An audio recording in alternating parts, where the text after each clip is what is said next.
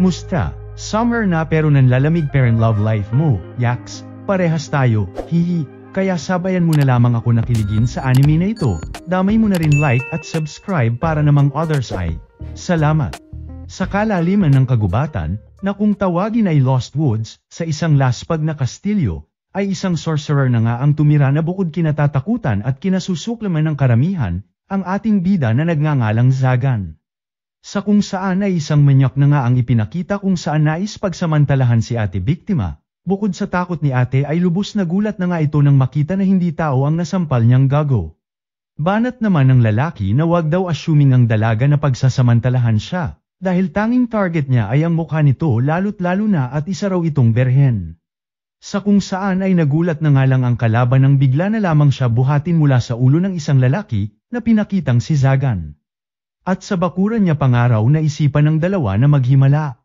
Sa takot ng lalaki at tila napagtanto na teritoryo ito ni Zagan ay pilit nakiusap na nga ito na pakawalan siya, kapalit ng lahat ng kanyang kaalaman sa sorcery. Wala akong pake sa walang kwenta mong kapangyarihan, banat naman nga ng ating bida hanggang sa di niya namalayan ay napisak niya na ang ulo ng kalaban. Nataranta na nga si Zagan at nahimatay si ate biktima nang makita ang mga kaganapan, at medyo nasobrahan daw ata ang nagawa niya. Sa pag-aalala nito na baka matroma ang dalaga ay nagcast na nga ito ng spell kung saan ibinalik ang lahat sa dati, nang paggising na raw ni ate ay isipin lang nito na panaginip lang ang lahat. Nang makitang tagasimbahan nito, na siyang kalaban ng mga sorcerer na katulad niya, ay agad na nga nitong naisipan na i-teleport si ate sa pinakamalapit na bayan, at baka pag magising ito ay siya pa ang sisihin sa mga kaganapan. Ngunit bago niya pa man ito magawa ay bigla na lamang lumutang ang isa pang sorcerer, na nagngangalang Barbatos. Musta Zagan, ika na nga nito sa kanya at mukhang busy nga raw itong bida natin. Ayon naman sa binata ay tinuturuan niya nga lang daw ng leksyon ang mangtangana ng gugulo sa kanyang bakuran. Aba, sana all may oras sa mga ganyang bagay, bilang isang sorcerer, dapat sa mahalagang bagay mo lamang inaalay ang oras mo tulad ng pagpapalakas, at ang buhay ng ibang tao ay basura lamang nagatong sa ating mga layunin, ganyan dapat ang sorcerer, baka nakakalimutan mo Gar, banat na nga nito sa kanya. Aba, madami-dami mana nitong dalaga, isasakripisyo mo ba ito? Tanong na nga sa kanya ni Barbatos. Ayon naman kay Zagan ay di nga raw niya style ang sacrificial sorcery, sabay tinel-iport na nga si ate mo. Sayang naman, KJ mo talaga kahit kailan, panghihinayang na nga nitong si Barbatos. O ano ngayon, sige na matutulog na ko at puyat ako, sabay umalis na nga itong bida natin. Ay grabe siya, wala man lang pa-snack dyan, tsaka pwede mo naman gamitan magic utak mo nang di mo na kailangan matulog pa, ika na nga ni Barbatos sa kanya. Yan kakaganyan mo kaya mukha ka laging batak sa katul at katingko dadamay mo pa ako, ribat na nga ng bida natin sa mukhang adik na sorcerer. Ay grabe siya anyway nandito nga pala ako kasi may mainit-init akong chismis sa'yo. Alam mo bang patay na si March Osias, ang isa sa mga archdemons? Lubos kinagulat na nga ni Zagan ang balita dahil ang nasabing archdemon ay ang pinakamatandang archdemon sa 13 archdemons ng kanilang mundo na halos milenyo nang nabuhay. O diba, hot issue, nagka-interes ka bigla, banat na naman nga ni Barbatos. Dami mo sinasabi, so ano nga kailangan mo imbes na natutulog na ko ngayon, ribat na nga ni Zagan dito. Ayon na nga dito kay Barbatos ay magkakaroon daw ng malaking auction ukol sa mga naiwang leg-asya ng yumaong archdemon. Kalaunan ay pinakita na ngang naglalakad ang dalawa sa bayan kung saan nagrereklamo itong si Zagan. Hype ka uutang ka lang pala pera para sa auction dami mo pang ibes, kung iisipin pwede ko naman bilhin na lang yun ng ako na lang, banat na nga ng ating bida sa natokang na sorcerer. Teka lang naman friend andaya mo naman ako na nga nagsabi sa'yo ng impormasyon, edi maghanap ka ng ibang mauutangan, ribat naman nga ni Zagan. Ay grabe ka mo talaga ito, tsaka ikaw lang kasi kakilala ko na makakapagpahiram sa akin, o kaya kung gusto mo bigyan kita chicks bilang dagdag kapalit, pilit pagkumbinsi na nga ni Barbatos. Medyo napaisip naman si Zagan bagamat sa isip-isip ay trouble lamang ang mga babae, hanggang sa bigla na nga lang umagaw sa atensyon nila ang mga natatarantang gwardiya. Ayon naman kay Barbatos ay dahil ito sa sunod-sunod na pangingidnap sa lugar na ito, na marahil kagagawan daw ng isang sorcerer. Nabahala naman itong si Zagan dahil siguradong di ito palalampasin ng simbahan, sabay napaisip kung nagpaplano raw ba na mag-summon ng kung ano ang nasabing serial kidnapper.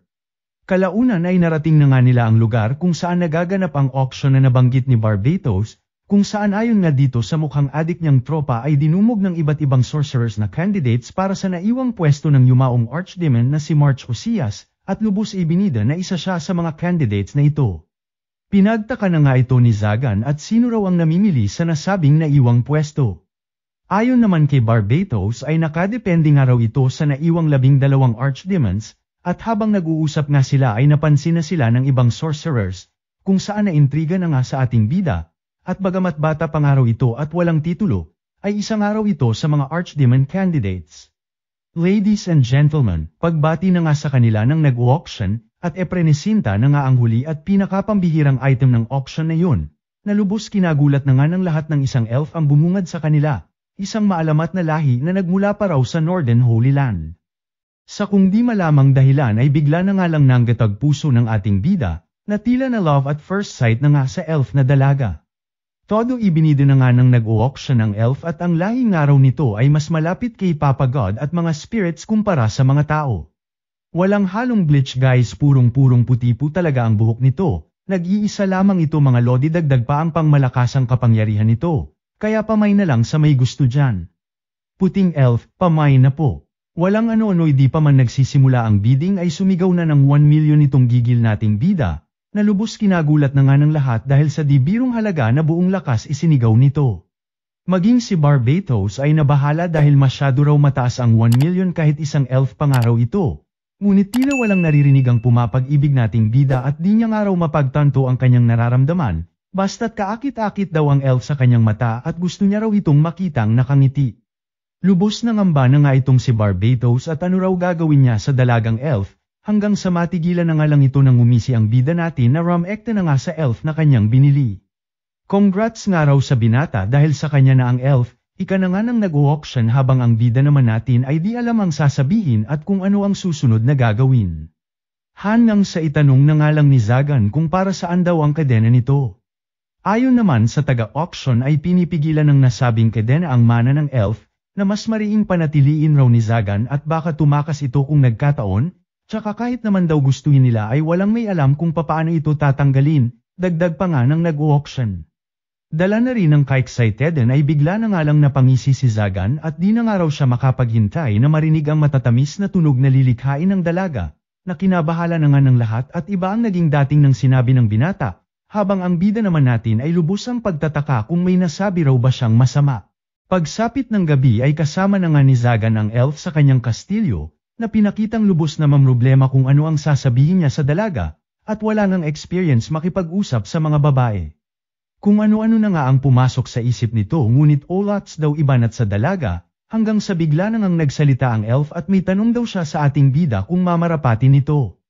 O ano yun, sagot naman ng bida natin na pilit tinatago ang kilig na kanyang nadarama lalo na at narinig na boses ng dalaga.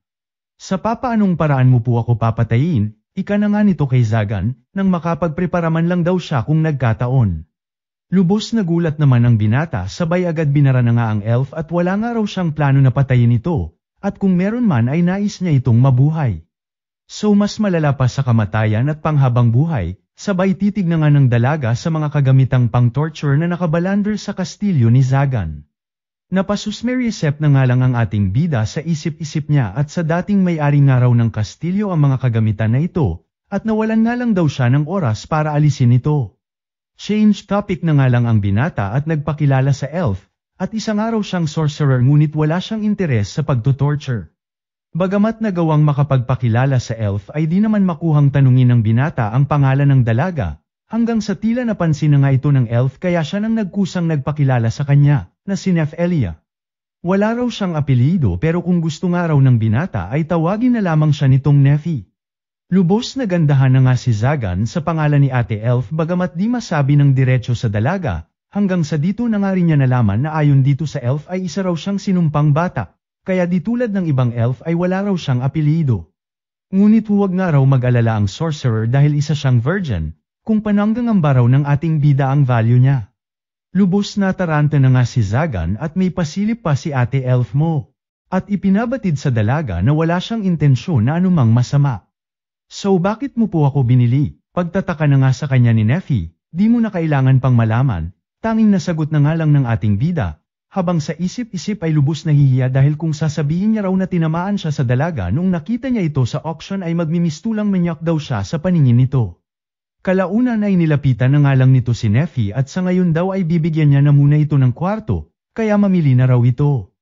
Naguluhan na naman nga ang elf at kung pinapapili raw ba siya ng sorcerer ng kwarto kung saan siya mamamatay, na agad na naman ng sign niya planizagan at wala nga raw siyang plano na patayin ito.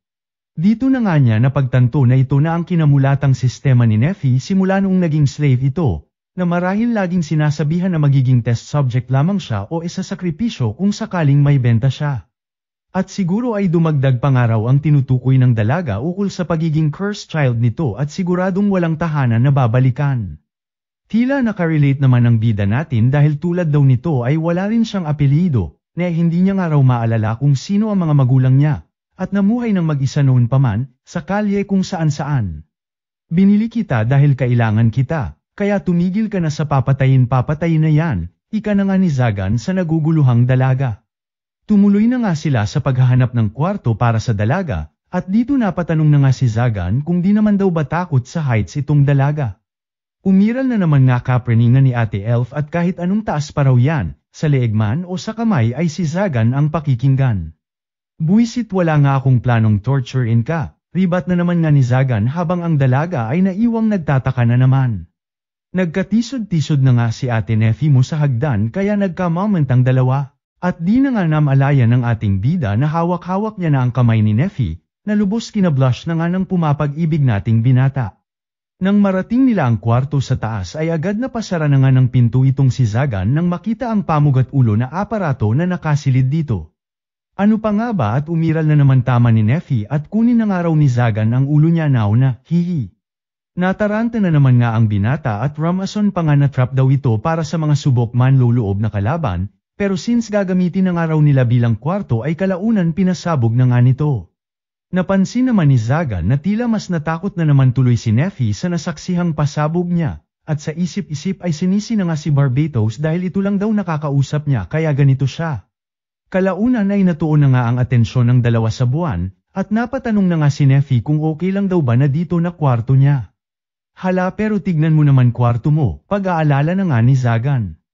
Okay lang tsaka ito ang kwartong inilaan mo sa akin, Master, ika na nga ni Neffy sa kanya nang may ngiti at nagpasalamat sa kanya. Oo na nga lang si Zagan sabay na pangiti rin at sa tagal daw ng panahon ay ngayon lang ulit may nagpasalamat sa kanya. Same nga raw sila at ngayon lang daw ulit siya nakapagpasalamat ng ganito ika naman ni Neffy. And they live happily ever after simula pa lang pala ng kakulaitan nila, hihi, kaya like at subscribe ka na Lods para sa mga susunod. Lumipas na nga ang magdamag at di na nakatulog ang loverboy nating bida, na binabantayan na lamang matulog si Neffy at di nga nagawang magamit ang kwartong pinasabog niya kaya heto bukod sa puyat ay gutom na rin. Nang magising si Neffy ay agad na nga itong sinalubong ni Zagan ng may dalang pagkain ngunit lubos na problema ng batiin ng good morning ng dalaga at ano raw ang ererebat niya ritong pagbati, hanggang sa nang ibabaw na naman ang kasupladuhan ni Zagan at sinabing ito na nga raw ang pagkain kaya kumain na ito. Na lubos kinabwisit na nga nito sa isip-isip niya at simpleng pagbati hindi niya magawa. Habang nagmo-moment sa pagkain ay napatanong na nga si Neffy kung bakit parehas daw sila ng kinakain, at medyo nakakapagtaka nga raw. Teka masyado bang plain yung pagkain para sa'yo? Tarantang tanong na nga ni Zagan. Yun nga po ang pinagtataka ko Master, kasi typically para sa mga slave ang mga ganitong klase ng pagkain, ika na nga ni Neffy sa kanya, nang may todo-todong pag-aalala. Sa isip-isip naman ng bida natin ay nasanay na nga raw siya na ganito ang pagkain noon pa man, at kahit nga raw panas na tinapay ay binabanata niya dati magkalamantiyan lang siya, at magpahanggang ngayon maging siya ay pinagtataka kung ano raw ba ang kinakain ng mga normal na tao. Lubos na gulat na nga si Zagan nang bigla na lamang magpresente si Neffy na magluto, na todo nilagnat na nga sa kilig nang marinig na ipagluluto siya ng lubos kinaiinlaban na dalaga. At since magluluto nga raw si Neffy ay kakailanganin nilang mag-shopping sa bayan. Nang sasakay na sila ng karawahe ay natigilan na nga itong si Zagan nang maglatag na ng presyo ng pamasahe si Paz ang driver, at sa isip-isip ay naubos na nga raw ang pera niya gawa ng nakaraang pagbili niya dito kay Neffy. Kaya kalaunan ay pasimpleng niyaya na nga lang ang dalaga na maglakad papuntang bayan. Lubos na problema na nga si Zagan at ni Sing kung dulang wala na daw siyang pera, sabay napaisip na nga na ibenta ang mga torture equipments na nagkalat sa kastilyo niya ngunit kakailanganin din ng pera para mapahakot ito. At what if holdupin na nga lang daw niya si Paz ang driver kanina na sure easy money nga raw ayon dito kay Zagan. At kung ano-ano pang ang ideya makarakit lamang ng pera, hanggang sa natigilan na nga sila ng marinig na tinambangan na ng masasamang tao ang kanina'y sasakyan sana nilang karwahe. Nang makitang na-stress si Neffy sa mga kaganapan ay agad nagpakitang gilas na nga ang bida natin at naglabas ng kurukuryenteng spell na pinatama sa mga kawatan at sa isip-isip ay ipapakita niya nga raw sa dalaga na wala itong dapat katakutan. Siyang tunay nga ay binasik lamang ni Zagan ang mga kalaban, hanggang sa kalaunan ay magtawag na nga ng backup ang mga nasabing kawatan. Isang sorcerer na nga ang nagpakita mula sa kung saan at nagpasiklab ng kanyang nag-aalab na spell. Ngunit sa gulat ng kalabang sorcerer ay tila nawalan daw ng bisa ang kanyang kapangyarihan, hanggang sa ipakita na nga na basic kinontrol lamang ito ni Zagan at siya nang binaktiyo sa kalaban. Sa takot ng mga kawatan ay kanya-kanya na nga itong takbo sa gubat, habang itong bida naman natin ay papogi nang ang lumingon kay Neffy ngunit sa kasamaang palad ay tila maging si Lablab niya ay natakot sa pinakita niya. Natawa na nga lang ang mga sakay ng karwahe sabay rekta pinasalamatan ang bida nating lubos na gulat sa mga natanggap na pasasalamat. At di inasahan ang iniabot na pera ng mga ito at kung pwede makuha nga raw ang serbisyo nila bilang proteksyon sa kanilang biyahe. Napaisip naman si Zagan at ganito lang daw pala kadali kumita ng pera sa pagtataboy lamang ng masasamang tao, ngunit tila weird daw dahil usually dapat sorcerers daw ang mas asama. Pero syempre, may mga binanata naman na daw siyang masasamang tao dati, pero di nga lang daw tulad ngayon na first time may nagpasalamat sa kanya. Sa kanilang biyahe ay napatanong na nga si Neffy kung bakit daw ba tinulungan ni Zagan ang mga ito.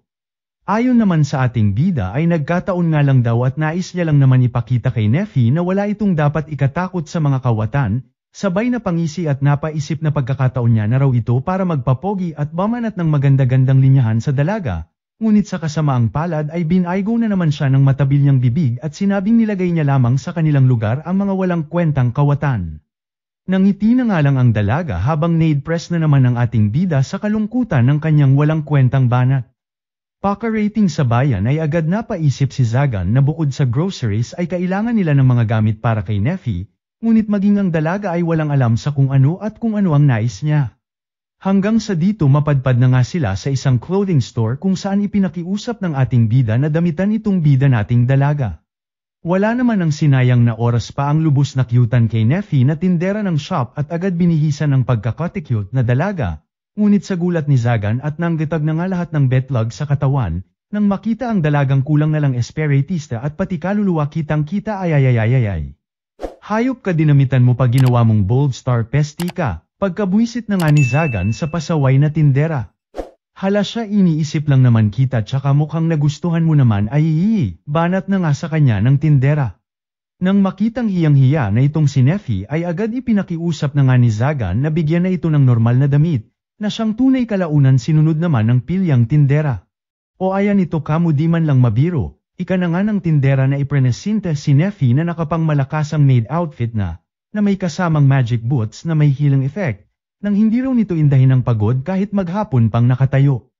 Okay na nga si Neffy at baka kung ano pa muli ang ipasuot sa kanya ng tindera, na may pabulong pa nga sa kanya paglabas at ang swerte nga raw ni Neffy sa kanyang master na lubos nagkiker sa kanya. Sunod na nga nilang pinuntahan itong si Manong Elf at kung alam daw ba nito kung papaano maaalis ang collar sa leeg ni Neffy, at di na nga raw ito kailangan pa ng dalaga. Lubos kinilig na nga itong si Neffy habang si Zagan naman ay pilit nagtimpi ng nararamdaman sa gilid. Ayon kay Manong Elf ay di nga raw niya kaya ang ganitong uri ng bagay lalo na't may kaakibat daw na mahika ang nasabing collar, sabay pa warning na nga sa ating bida na baka mapaano pa ang dalaga kung pipilitin nilang tanggalin ng hindi sa dapat nitong paraan, at kung maaari ay hanapin na lamang ang orihinal na susi nito. Nagpasalamat na nga si Zagan sabay nagbigay ng bayad ngunit mariing tinanggihan ito ni Manong Elf at di niya raw matatanggap ang bayad nito, sa kadahilan ng iniligtas niya raw ito dati, kasama ang kanyang anak 1 taon na ang nakakaraan. Sorry dahil tinakbuhan ka namin dati dala na rin ng takot pero lubos ang pasasalamat namin sa iyo dahil sa araw na yon, dagdag pa nga ni Manong Elf.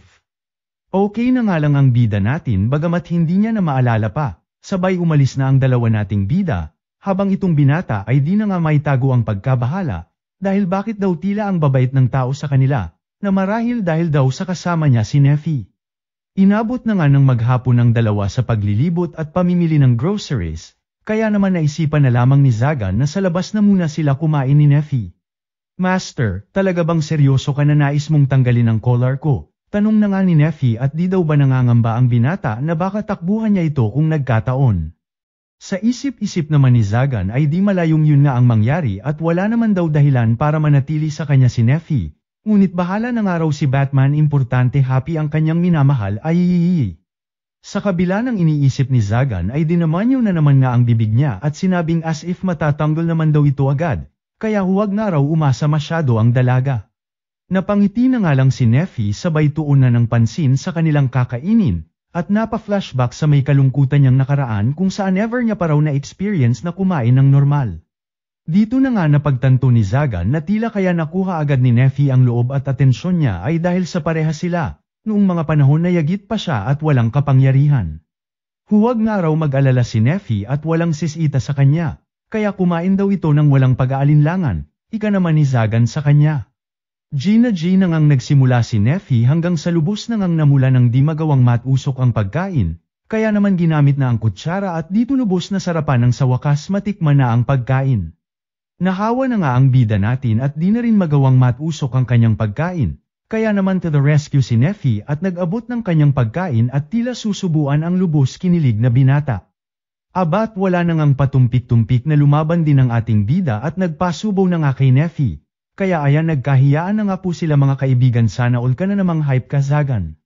Pabulong-bulong na ngang nagsalita si Neffy at di nga raw siya kailanman binigyan ng utos ng kanyang master, kaya kung mamarapating nga raw nito ay hayaan siyang gawin ng anumang bagay na sa tingin niya ay makakatulong sa kanyang master. Ano pa nga ba at kinilig na naman tumbong ni Kuya Mong Omo o sa mungkahi ng kanyang lablab, sabay gumanti na nga rin ng pagsubo sa lubos na myulang dalaga aces ayaw din patalo ng ating bida, hihihi. Ayun at napansin na nga rin ng iba ang harutan ng dalawa kaya ayon sa hiya ng dalawa ay napa-take out na lamang ng kanilang pagkain. Samantala, sa kung saan ay pinakita naman ng isang dalaga na lubos na papamuni-muni sa nakaraan, kung saan iniligtas siya ng isang sorcerer na nakilala na nga nitong si Zagan, na tila iba raw sa iba at may kalungkutan sa mga mata.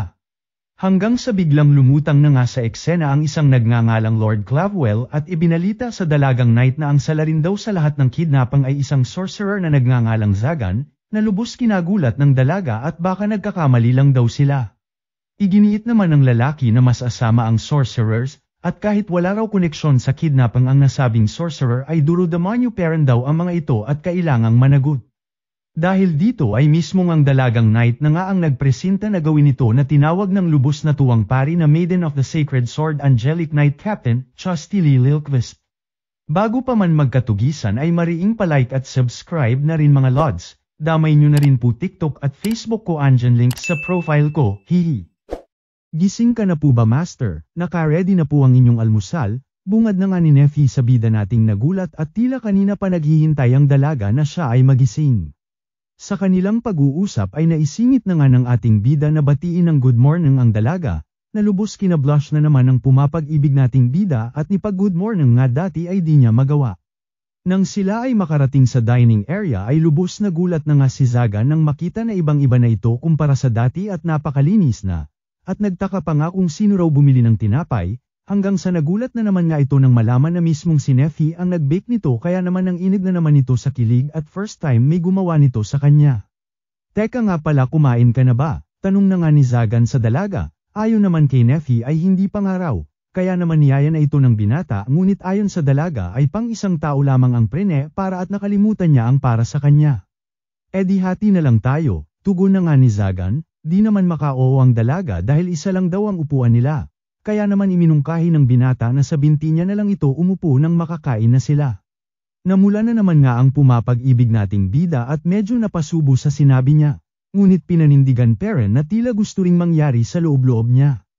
E di wala naman nangang nagawa ang lubos na myulang dalaga at sinunod na lamang ang nais ng kanyang master, kabwisit sana all na naman magka-diarrhea ka sana Zagan, haha. Abat di pa nga dito natapos at sinubuan pa nito ang lubos na hihiyang dalaga. kaya sa susunod na raw ay ayusin na nitong si Neffy at magprepara ng pagkain at upuan para sa dalawa, pero pwede din nga raw na ganito na lamang ulit sa susunod. Siyempre palaban din si Neffy at sinubuan rin ng master niya, at ayun, umagang-umaga iba magharutan ang dalawa kabuisit. Makalipas ang ilang araw, habang nagbabasa si Zagan ng kanyang mga libro ay napatanong na nga si Neffy sa kung ano ang kanyang mga binabasa, at ano raw purpose ng mga drawing na nasa libro.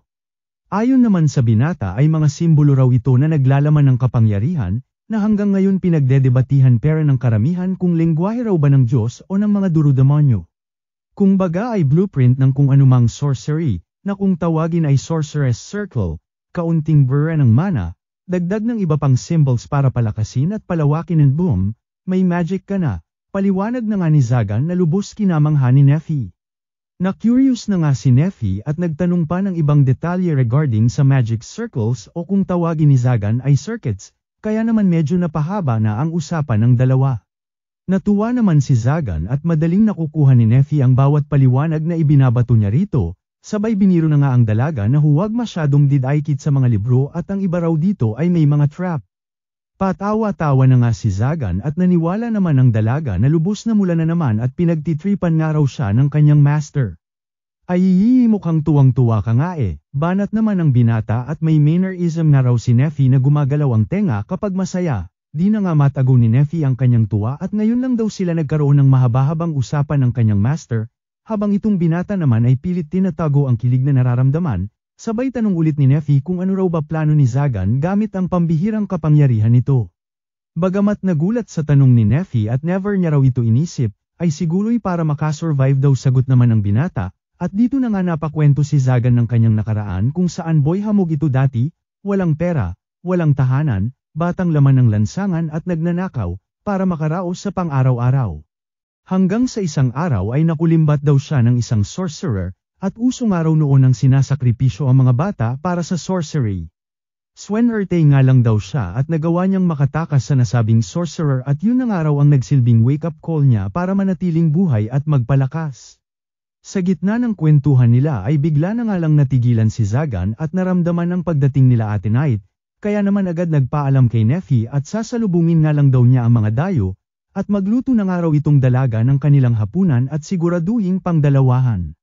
Rekta teleport na nga ang bida natin sa gate ng kanyang kastilyo, kung saan bumungad sa kanya ang dalaga, na ayon kay Zagan ay taglay ang isa sa 12 sacred swords na simbolo ng lakas ng simbahan. At nakakamangha raw na isang batang babae ang may hawak, na kalaunan ay nakilala na nga ni Zagan, na ang babaeng nailigtas niya kamakailan pa lamang. Kung alam nga lang daw niya na angelic knight ito dati ay di na sana raw niya ito pinakawalan pa. Walang ano-ano'y bomb iron na nga ng atake si Zagan at may mga importante pa raw siyang bagay na gagawin. Ngunit basic hinarang lamang ng iba pang knights na nabuisit sa ating bida at basta na lamang umatake, at wala raw pinagkaiba sa ibang sorcerers na duwag ang mga galawan. O siya mukhang ayaw niyo talaga magsiawat, ika na nga ni Zagan sabay sinabayan ang lumusab na knight, na tumilapo na nga sa lakas ng suntok ng ating bida. Sa kabila ng mga pasaring ni Zagan ay ayaw talaga paawat ng mga burat abat ang lalakas ng loob puro naman taob, kaya naman napilitan na ang dalagang knight na ibaba ang kanyang espada at puro nga tanga ang kanyang mga kasama. Paliwanag naman ni Zagan na wala raw siyang plano na patayin sila, na alam naman nilang mas magpapalala lamang ng sitwasyon lalo na pag nalaman ng simbahan, at kailangan nga raw niya na mabuhay sila ng maikalat ang takot sa iba pang tao. Sinungaling, ribat naman ng dalaga habang sa isip-isip ni Zagan ay iniisip lamang na ayaw niyang matakot si Neffy kung sakaling may mga patay na bangkay sa kanilang bahay. Nang tila nakatunog na ang dalagang knight ay agad na nga nitong nilusob si Zagan, na pilit iniwasan na nga ng binata at wa-epek ang spell niya sa sacred sword na hawak nito, at pinasaringan na naman ang dalaga na hindi siya pumapatol sa babae. Nabuisit na nga ang knight at di siya siniseryoso ni Zagan. At bakit daw kasi nag-sorcery pa ang binata? O bakit krimen ba ang paggamit ng sorcery, banat na nga ng bida natin? Oo naman ang dalaga at ito nga raw ang ugat ng lahat ng kasamaan, na agad kinontra naman ni Zagan at ano raw pinagkaiba sa kanilang mga knight, na basta lamang pumapatay ng sorcerers mema lang, di raw sa nagmamalinis siya pero kung tutuusin ay mas marurumi raw sila, ribat na nga ng ating bida sa dalaga. Ayaw din talaga papihil ni ate at talagang pinaglalaban ang kanyang nakagisnan, At unti-unti nang ang napa-atras si Zagan, hanggang sa gulat ng binata ay bumulong na nga ito sa kanya at kung willing daw ang ating bida na magpanggap na napatay niya. Ayon sa Knight ay di nga raw titigil ang simbahan hanggat alam nito na buhay ang binatilyo. Kung sakali naman daw na matalo siya sa kamay ni Zagan ay magpapadala lamang ng mas malakas pang Knight ang simbahan para tugisin siya, so pekein na nga lang daw nila ang pagkamatay niya, at mamuhay na lamang daw ng normal itong binata. Tsaka di mo pinatay ang mga kasamahan ko, dagdag pa na kahit anong dada mo ay wala akong nakikitang kasamaan sa mga mata mo. Ika na nga ng Knight kay Zagan, di nga rin daw niya nakakalimutan ang pagligtas ng binata sa kanyang buhay sabay humingi ng tawad at ito lang daw magagawa niya para sa ating bida. Napaisip naman si Zagan at bagamat binubuwis nga raw ng dalaga ang buhay nito sa mga paginap nito ay di raw pwedeng basta niya na lamang ito tanggapin, lalo na't may nefi na siya baka si nefi naman daw ang pagdiskitahan ng mga ito. Speaking of lab niya ay bigla na nga siyang natigilan ng marinig ang boses ni nefi na sinundan siya sa labas, na agad na ngang nilusob ng isang Knight. Siyempre papabayaan ba naman ito ni Zagan na to the rescue na nga sa lab niya. Ngunit sa kasamaang palad ay nadali ang kamay niya na panangharang niya sa sibat ng kalaban. Walang ano-ano'y kung anong puwersa na nga ang kanilang nadama at mga close na narinig mula sa gubat. Sinaktan niyo master ko, ika na nga ni nefi na galit, kasabay ang pagtubo ng sandamakmak na mga tanim at ugat sa paligid na siya nang pumulupot sa kalabang supot. Gulat na nga itong si Zagan sa mga nasasaksihan, sabay niyakap si nefi nang mapigilan. Kinagabihan ay pinakita na ngang nakauwi sila Zagan at nefi, sabay pa flashback ng mga nangyari kung saan kusa nang umalis ang Knights at nagsorry sa ating bida. Teka nga pala nefi, kala ko hindi ka marunong gumamit ng sorcery, tanong na nga ni Zagan sa dalaga. Sumagot naman si nefi na hindi raw ito sorcery at natahimik na nga. Nang mapansin na tila nagmo-moment ang lab niya ay sinabi na nga ni Zagan na hindi na mahalaga kung ano pa man yun basta't importante raw ay itong si nefi wala nang iba pa. Na kinablush na naman nga ng dalaga at nagpasalamat. Lubos nagtaka na nga si nefi at di raw ba ito natakot o nawirduhan sa kanya, lalo na sa mga nakita kanina. Dito na nga sinabi ni nefi na ang tawag raw sa kapangyarihan niya ay mysticism, na ayon kay Zagan ay di raw tulad ng sorcery na may sistema at logic, ay tila miracle power daw ito na ginagawa sa pamamagitan ng paghiling. Nagtaka na nga ang bida natin kung lahat daw ba ng elf ay may ganitong kapangyarihan. Ayon naman kay nefi ay siya nga lang daw ang nakakagawa nito kaya siya binyansagang cursed child, maging ang puting buhok niya ay natatangi lamang sa kanya, na naging dahilan ng panghahamak sa kanya. Hanggang sa dumating nga raw ang isang araw kung saan nilusob ang kanilang nayon, at sinabihan siya ng mga taga-nayon na gamitin ang kanyang kapangyarihan para protektahan sila, nang masaklian man lang daw ang pagbuhay nila sa kanya. Dito na siya nahuli ng mga kalaban habang ang iba ay pinagpapatay ng walang awa, na sa isip-isip niya raw ay tila nagtanggal ng tinik sa kanyang puso at mismong sa kanyang harap nakita niya ang mga nagpahirap sa kanya na isa-isang namatay. Sorry master, madumi akong nilalang, ang dirty ko. Sino nagsabi, ribat na nga ni Zagan, kung ako yun, sinamahan ko pa yung mga lumusab party kami. Kahit na, walang kapatawaran ang ginawa ko, pagdadrama na nga ni nefi. Kapatawaran mula kanino, sa mga patay na walang kwentang kapwa mo, abat ang kakapal naman nila. Walang mali sa kapangyarihan mo, pero syempre sa mata ng iba na mga tanga duro-demonyo ka. Pero syempre para sa akin kailangan kita, lalo na't ang sarap mo magluto, kinikilig na banat na naman nga ng binata, at di na nga raw niya ma-imagine na wala sa buhay niya itong si nefi ayayayayay sunod-sunod bara ni kuya. Ayun umiyak na tuloy si nefi at sa wakas may tumanggap na sa kanya wawa naman. Kaya pa comfort na guys isama nyo rin like at subscribe ko dyan. Damay nyo na rin po TikTok at Facebook ko andyan link sa profile ko, hihi. Pasensya na po at nag-moment ako master, ika na nga ni nefi kay Zagan at todo na paiyak kanina, sabay napatanong kung okay lang daw ba ang kamay ng ating bida. Sa gulat ni Zagan ay wala na nga ang sugat nito sa kamay at nagtaka kung kagagawan daw ba ito ni nefi, at lubos na manghana sa simpleng pagdikit lamang nila ng dalaga ay nawala na ang sugat ng kanyang katawan, kaya naman agad nagpasalamat kay nefi.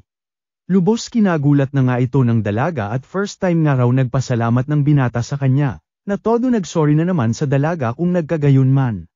Bago matulog ay nagtaka na nga itong binata at di pa natutulog si nefi, hanggang sa nagulantang na nga itlog maalat ni kuya mo nang sabihin ng dalaga kung nais daw ba nitong matulog kasama siya.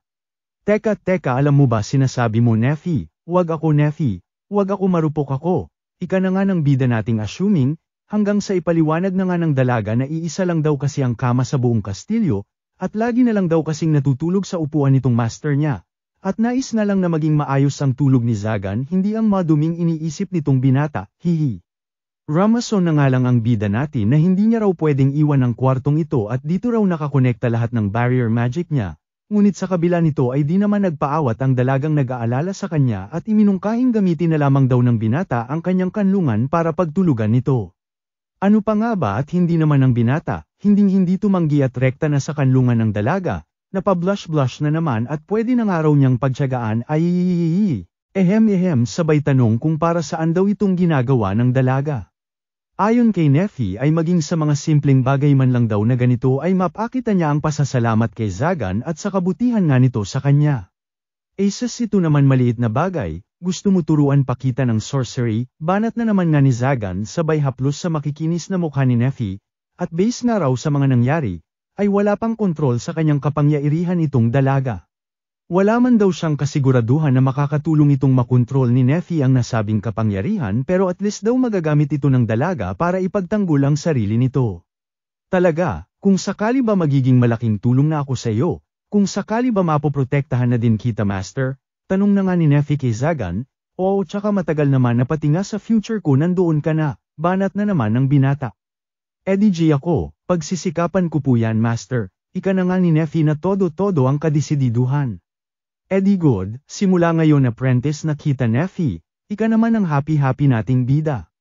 Nakascore pa nga ng yakap itong pumapag-ibig nating binata, at mukha man daw itong masama sa mata ng madla, at bibihira kung magsalita, ay kailanman di niya raw makakalimutan ang kabutihan nito sa kanya. Isang araw ay bigla na nga lang lumutang sa kanyang kastilyo itong best friend niyang bangag, at panong okay pa raw ang binata sa nilusob daw ito ng Angelic Knights nakaraan. Aba malay ko tanong mo mama mo, banat naman ni Zagan dito. Balita ko may dala pang sacred sword yung isa abat matindi ka talaga wa-epek man lang sayo ang knight na dalaga.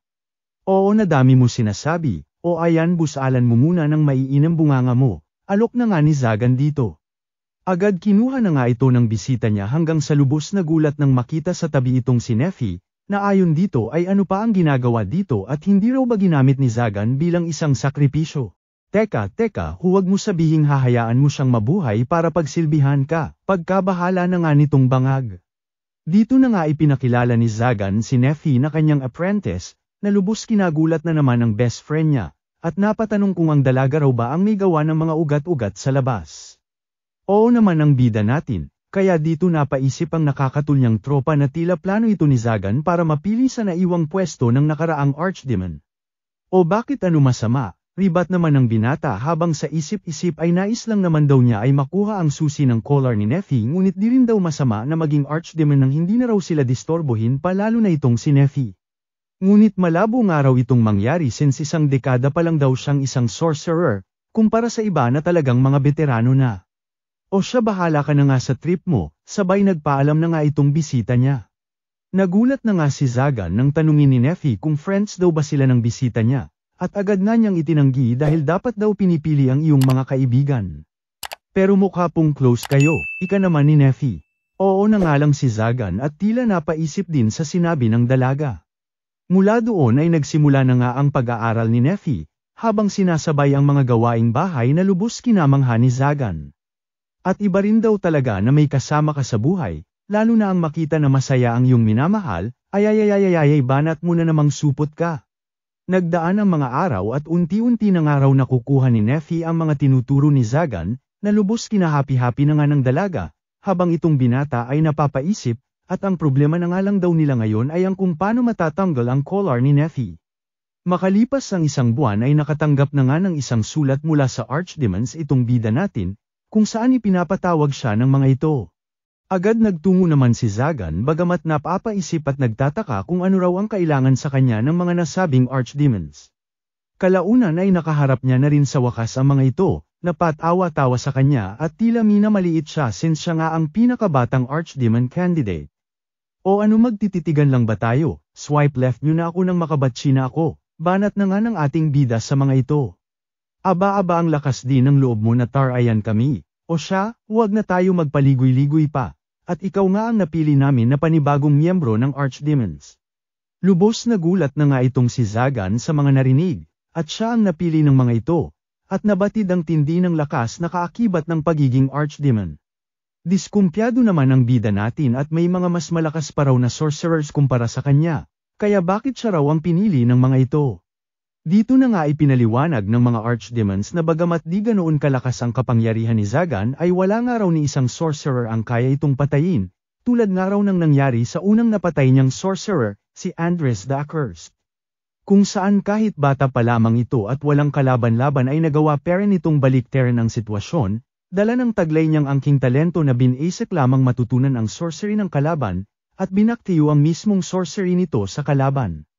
Kamangha-mangha nga raw ang sorcery ni Zagan, isang pambihirang abilidad, na angkop para maging Archdemon, at walang duda na magiging pinakamalakas na sorcerer sa kasaysayan. Dito ipinabatid rin ng mga Archdemons na hindi sila basta-basta lamang sabay pa-warning na kung anuman ang gawin ni Zagan ay kaya nilang ibalik sa ating bida ng doble-doble pa, ang likas na pagkatao nila na siyang kakahantungan nga rin daw ni Zagan. Isang mundong walang katahimikan, walang kapayapaan, purong kadiliman na maging liwanag ay di kayang arukin. Napangisi na nga lang si Zagan at sa isip-isip ay ano raw bago sa mga pinagsasasabi ng mga Archdemons sa ganun naman talaga kalakaran ng mundo noon pa man, at dalawa lang naman kakahantungan ng isang sorcerer. Yun ay ang maging kaysa nila, o maging others tulad ng iba, sabay na isip si Nephi na siya niyang lubos pinag-alala at ayaw madamay sa buhay na puno ng kadiliman. So ano na Zagan, G ka ba? Tanong na nga ng Archdemons. May kailangan ako, ika naman ang binata, at kung makukuha nga raw niya ito ay papayag na siya. Ayun nga lang at hindi na pinakita at sinabi pa kung ano, hanggang sa tinanggap na nga ni Zagan ang emblem ng yumaong Archdemon na siya niyang hinalili. Pakabalik sa kastilyo ay masaya na nga siyang sinalubong ni Nephi, ngunit nabahala nang makita na tila may kakaiba sa master niya. Sa isip-isip naman ng ating bida ay wala nang balikan pa ang desisyong kanyang ginawa, at napapaisip sa lablab niya na unti-unti nang namumuhay ng normal. Dito na nga inilahad ni Zagan na isa na siyang ganap na Archdemon, ang pinakamataas na antas ng anumang sorcerer. Tuwa naman ang nadama ni Nephi sa balita ng kanyang master, habang si Zagan ay seryoso mode parent at sinabing kaakibat daw ng kanyang posisyon ay ang mga naiwang property ni March Osias, kasama na ang susi sa collar ni Nephi na agad pa nang bukas na nga ng ating bida sa sinumpang collar ng dalaga. Di lubos makapaniwala si Nephi at natanggal na ang kanyang collar, ngunit mas kinagulat ng sabihin ni Zagan na since Archdemon na raw siya, ay wala na siyang pakinabang pa sa dalaga, kaya umalis na raw ito. Sabay pinakita na nasa labas na ng kalsada itong dalaga na tila binagsakan ng buong kalawakan sa kalungkutan, at di lubos makapaniwala sa mga nangyayari since di raw ito ang pagkakakilala niya sa master niya. Hala ano kaya nangyari? Like at subscribe ka na Lods para masubaybayan mo, hihi.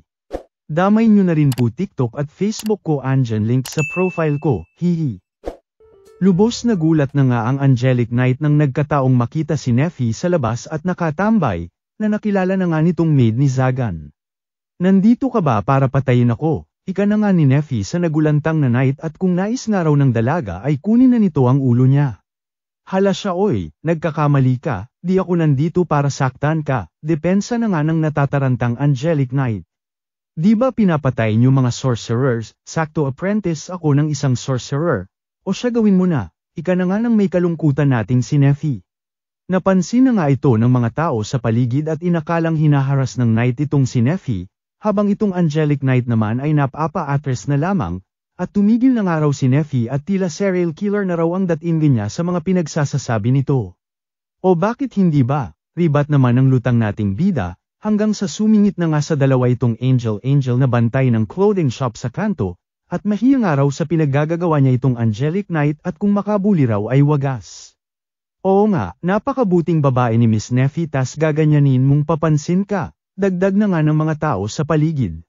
Naluhad na nga lang ang Angelic Knight at pinagkakaisahan na siya ng lahat at buwisit na buwisit sa kanya. Nang mapansin ito ni Nephi ay agad nilinaw na nga ng dalaga na wala naman talagang ginawa sa kanya ang nasabing Angelic Knight, na siyang tigil na nga ng madlang people habang ang kawawang Angelic Knight naman ay naiyak na lamang at di ba daw pwedeng nag-aalala lang din siya kay Nephi mga judgmental kayong hype kayo, ngawa na nga ng dalaga sa madla. Sa loob ng bar ay nagkalinawan na nga ang mga dalaga sa kanilang di pagkakaunawaan kanina. Pati sa kung papaano nagkakilala sila Neffy at itong Angelic Knight. Sa gulat nila ay bigla na nga lang naiyak si Neffy nang tikman ang pagkain na libre ni Angel, at naalala ang luto niya kagabi para kay Zagan na hapunan sana nila. Bakit Master, bakit mo yun ginawa? Ika na nga ni Neffy na todo iyak at di maintindihan kung bakit siya pinaalis ng kanyang master. Di na nga magkamayaw ang dalawang dalaga sa kung papaano patatahanan si Neffy, hanggang sa magkwento na nga ito tungkol sa pagpapaalis sa kanya ni Zagan. Sabi ko na user yung hayop na yon, ika na nga ni Ate Angelic Knight, na agad kinontra naman ni Neffy at di nga raw ganoon ang master niya sabay tanong kung ano raw ba ang Archdemon. Ayon naman sa mga dalaga ay pinakamahalagang sorcerer daw ito, tulad ng yumaong Archdemon ng kanilang bayan na nagngangalang Lord March Osias na siyang nagpanatiling ligtas sa kanilang lugar. Ngunit since namatay na nga ito ay sandamakmak na ang kaguluhan sa kanilang lugar, tulad na lamang ng sunod-sunod na kidnappings ng mga kadalagahan. Sabi-sabi pa nga raw na nahuli na ng simbahan ang salarin sa likod ng kidnappings, isang sorcerer na kung tawagin ay face stealer at mga tropa nito. Pero bakit parang ayaw ng mga tao sa simbahan at mga alagad nito, pagtataka naman ni Neffy. Ayon naman kay Ate Angel ay dahil ito sa nagdedemand lagi ang simbahan ng offering mula sa kanila, na hindi na nga raw matatawag na offering dahil sa pilitan nito kung tutuyusin. Happy na nga si Ate Angelic Knight nang ipagtanggol ni Neffy na hindi naman daw ito kagustuhan ng mga ito, bagkus ay nautusan lamang ng kung sinong mapang lamang na nilalang. Pinaliwanag naman ng Angelic Knight na ang mga Archdemons daw ay simbolo ng kasamaan na sinumpaan nilang susupilin kahit kapalit pa ay mismong mga buhay nila. Kumpara nga raw sa 13 Archdemons ay may 12 sacred swords lamang, at kahit magsakripisyo raw bawat isa sa kanila ay kulang pa rin ang kanilang bilang laban sa Archdemons. Kaya naman kapag may bagong low-cloak na Archdemon, ay agad itong tina-target ng simbahan bago pa man ito tuluyang lumakas. O kung kaya naman mismong mga kapwa sorcerer nito ang tuma-target dito nang mapataas ang kanilang mga antas. Dito na nga napaisip si Neffy na marahil ito ang dahilan kung bakit siya pinaalis ng kanyang master, at ayaw lamang siya na madamay. Sabay tanong na nga ni Ate Angelic Knight kung may kapasidad daw ba si Zagan na mag-organize ng mga sorcerer para mangidnap ng mga tao para isakripisyo sa isang ritual. Mariing pinabulaanan na nga ito ni Neffy at di raw interesado si Zagan sa mga ganitong bagay. Maging si Ate Angelic Knight ay sumangayon din kay Neffy at di niya raw nakitaan ng kasamaan si Zagan nung nakalaban niya ito, at nakakahiyaman daw sabihin pero pinagbigyan lamang siya ng binata sa laban nila. Hala-hala si Ate mo in love ata, pang-aasar naman ni Angel dito sa nagbablush na dalaga. Todo tanggi na nga ang Angelic Knight at noong nakita niya raw kasi ito sa unang pagkakataon ay nakita niya raw ang kalungkutan sa mata ng binata na tila ba nangangailangan ng tulong at pagmamahal. Agad nagets naman ito ni Neffy at parehas nga raw sila nang napansin ni Ate Angelic Knight ukol sa ating bida, kaya nakaramdam ng kaunting selos bagamat masaya. Dito na nga nakapagdesisyon si Neffy na puntahan ang kanyang master at maaaring kailangan pa rin ito ng tulong ngayon, dahil sa kabila raw ng lakas nito ay di ibig sabihin na di ito nasasaktan at walang nararamdaman. Gusto ko nandoon ako para suportahan ang aking master, buong pusong sigaw na nga nitong si Neffy. Maging sila Ate Knight ay pinabatid din ng kanilang suporta at tutulungan daw si Zagan na linisin ang pangalan nito ukol sa mga aligasyon na ibinabato rito. Dahil dito ay naging magtotropa na nga sila Miss Manuela, ang Angel, si Lady Chastili, ang Angelic Knight, at itong pumapag-ibig nating si Neffy na lubos ang tuwa dahil itinuring na siyang kaibigan ng mga bagong tagpong kababaihan. Dumating na nga rin sa eksena ang mga kasamahan ni Lady Chastili at hinahanap ang Angelic Knight, at sa gitna nga ng kanilang pag-uusap ay bigla na lamang nagdilim ang paligid at maitim na usok ay bumalat sa kanila. Agad tinulak naman ni Lady Chastili si Manuela kaya nakatakas ito, ngunit sa kasamaang palad ay na-corner na nga sila Neffy sabay isang boses ang nagsalita at nagpakilalang si Zagan, at kung nais na raw nilang mabawi ang mga babae ay pumunta lamang ang mga ito sa kanyang kastilyo. Huwahahaha, durodamanyong tawa na nga nito sa kanila. Agad nagtungo naman ang mga kasamahan ni Lady Chastili sa lugar ng ating bida, ngunit agad din namang bumagsak sa trap ni Zagan, na naalala pang ang senetop nila ng kanyang lablab na si Neffy, di na nga naitago ng binata ang pagkamis nito sa dalaga, ngunit parang araw ito sa kabutihan ni Neffy at baka madamay pa lalo na ngayong Archdemon na siya. Sigurado naman daw siyang magiging mapayapa at masaya ang buhay ni Neffy sa Karatig Bayan. Bigla na nga lang Bo Moses ang isa sa mga knight at sinabing pakawalan na nga raw ni Zagan si Lady Chastity, at sa kabila nga raw ng utos ng simbahan ay handang sumuwi itong dalaga at naniniwala raw sa kanyang kabutihan. Anong pinagsasasabi mo? Pagtataka na nga ni Zagan, hanggang sa dumating na rin sa eksena si Miss Manuela at rekta sinabi sa ating bida na kinidnap na nga sila Chastity at Neffy at kailangan nila ang tulong niya. Lubos na gulat na nga si Zagan sa narinig na balita at kung na-late na raw ba ang pagpapalayo niya kay Neffy kaya nagkaganito, at napapaisip na bagamat gusto niyang iligtas ang lablab niya ay baka mas lalo itong mapasama dahil sa magbibigay katunayan lamang ito na mahalaga sa kanya ang dalaga at baka pag-initan ng simbahan at mga kalaban.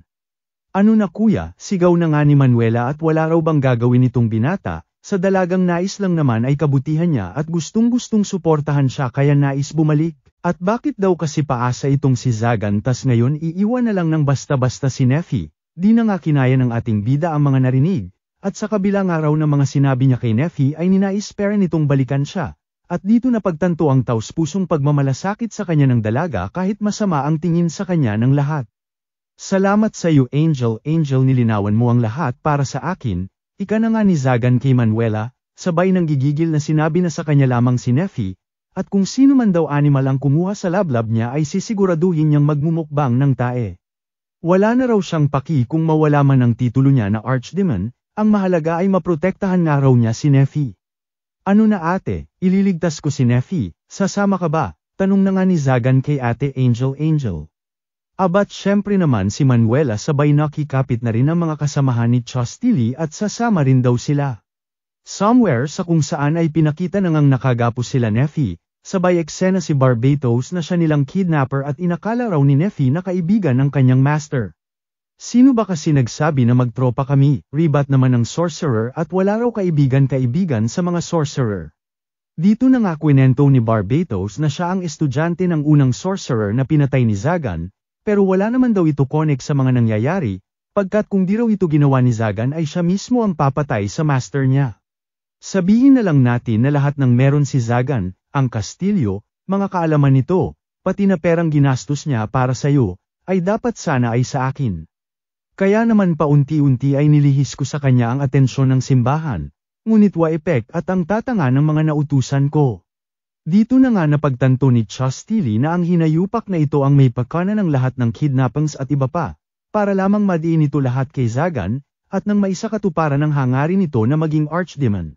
Ayon kay Neffy ay wala na nga raw saysay ang mga pinaggagawa ni Barbatos dahil na-ascend na si Zagan bilang isang Archdemon, kaya nga raw siya pinaalis na nito. Lubos na gulantang na nga sa mga narinig itong sorcerer, at bukod sa inagaw na nga raw lahat ni Zagan ang kayamanan ng kanyang master ay pati ba naman daw ang pwesto ng Archdemon nakuha na rin ito. Walang ano-ano'y kinaladkad na nga lang bigla ni Barbatos itong si Neffy, at magkaalaman na nga lang daw sakaling masakripisyo niya na itong dalaga. Ako na lang isakripisyo mo, ika na nga ni Chastity ngunit binara lang ng baliw at huwag daw Bo Moses ang mga extra lamang.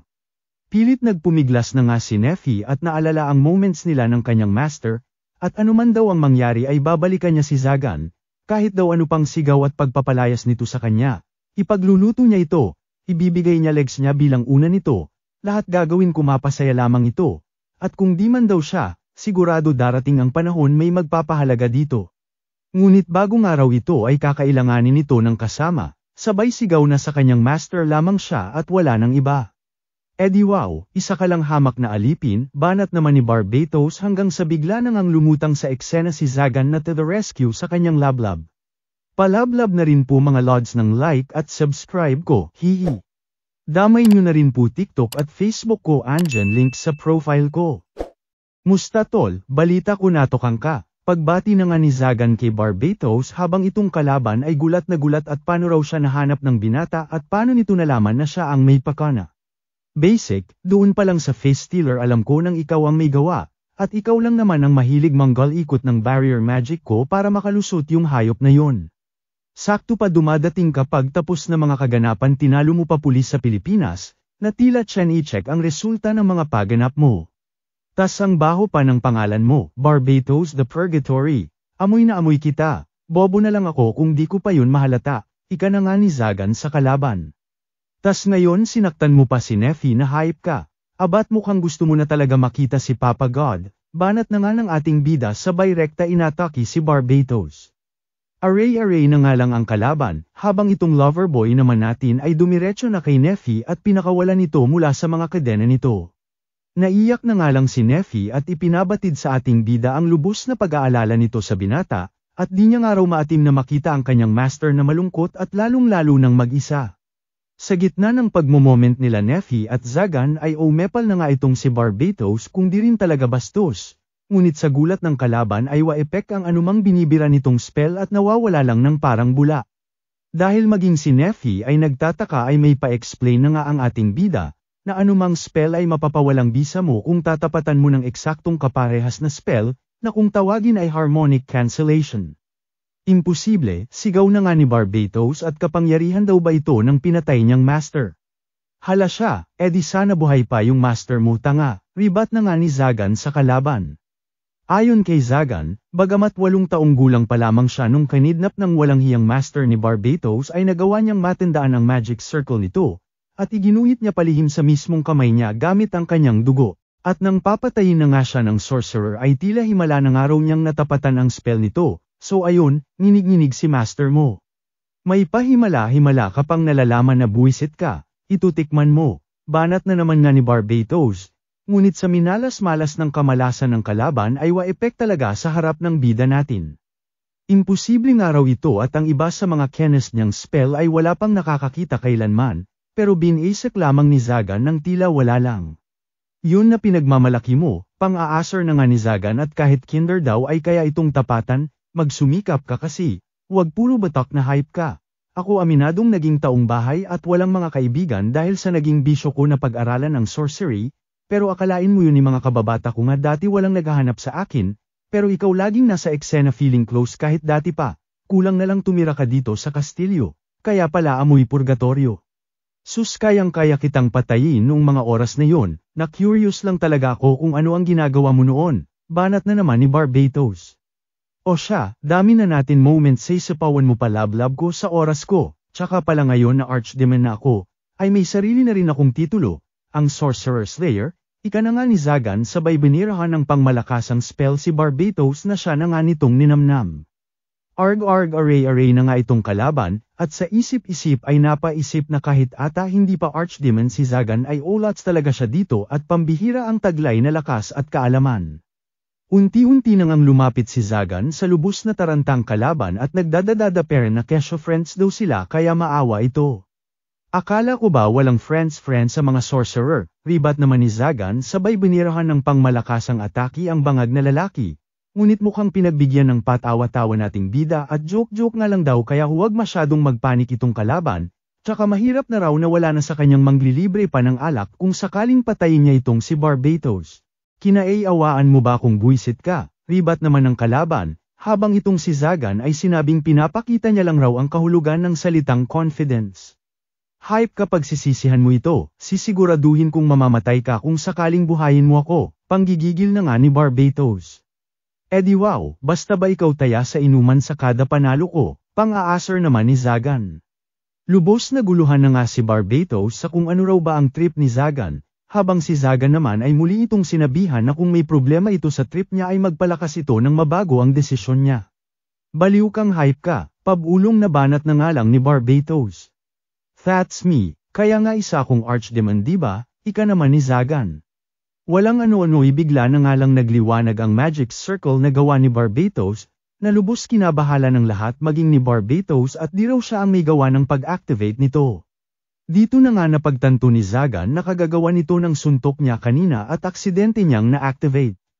Isang pangmalakasang aura na nga ang lumabas mula sa magic circle, na ayon kay Barbatos ay plano nga raw sana niyang magpalabas ng isang totoong demon, di na nga makapaniwala ang ating bida na nagawa ni Barbatos na magpalabas ng isang totoong demon, na ayon sa alamat ay siyang mga pinagmulan ng sorcery kasama ang mga Diyos, at ipinasa sa mga mortal na tao sa mga nagdaang siglo.